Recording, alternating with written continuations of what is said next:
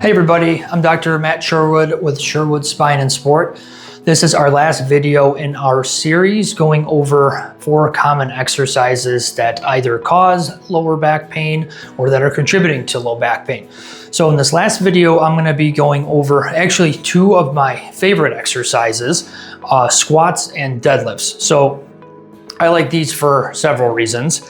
They're very functional. So almost every day we're squatting for something or we're kind of bending forward, pick something up, whatever the case is. So they're very functional.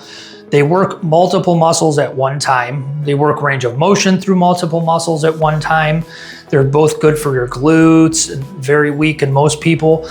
The mistake comes when, like I alluded to in the very first video of this series, is that when we're either way too arched or we're too rounded. I know it's hard to see my arch with this shirt on, but so one way, if someone has low back pain that comes in for treatment and we're talking about their exercise and we go, check their squats and they're very, very, very arched, we know that maybe they're not having pain during the squat, but it's certainly not helping if they're doing it improperly like that.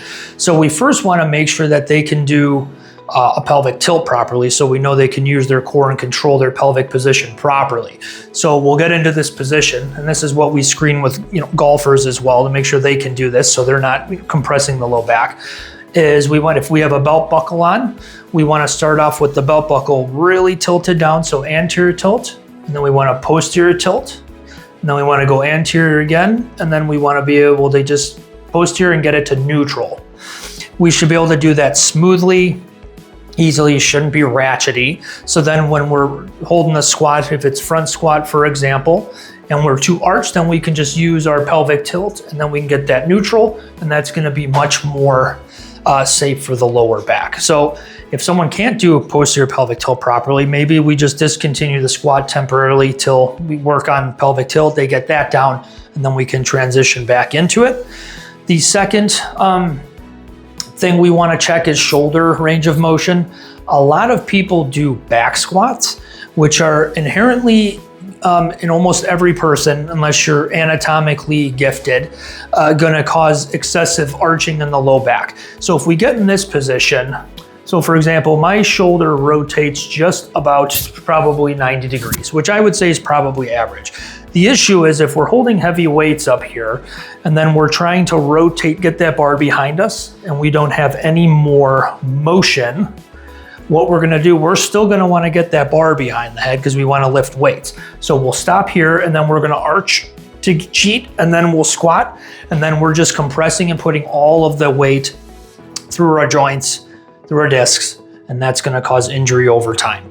So there are things we can do. A lot of the shoulder range of motion like that is anatomic. So people are born with greater shoulder range of motion. Can't do much about that. We were born with what we were born with, but we can improve what we are working with here. So there are certain exercises we can do to try to increase that a little bit. I'll maybe go through the shoulder things in a different series here. But in the short term, why don't we can switch to a front squat so we're not prone to, we're not going to be tempted to arch back. We can do more goblet squats. We can hold a dumbbell like this. We can hold a kettlebell. So we're still going to get the squat. We're just going to take the risk off, injuring our lower back with that. So those are the 2 most common things we kind of tweak. Just make sure we can do pelvic tilt, and then just adjusting what kind of squat we're doing, working with shoulder range of motion, so on and so forth.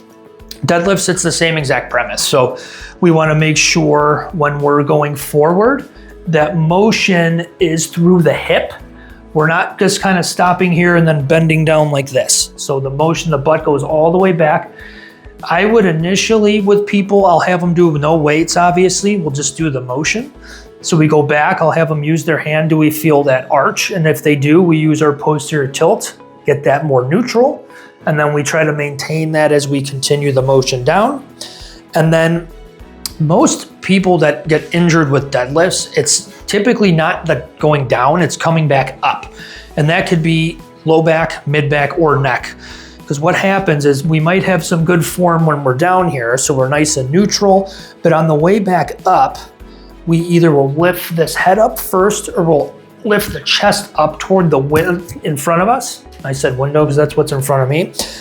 lift that up, and then we're compressing, and then we get all back, and then that compression is what causes the injury there. So we just wanna make sure when we're down in this position, we can still look down, chest can face down. We squeeze the glutes, and then we use those glutes to kind of posterior tilt and then hoist us back up.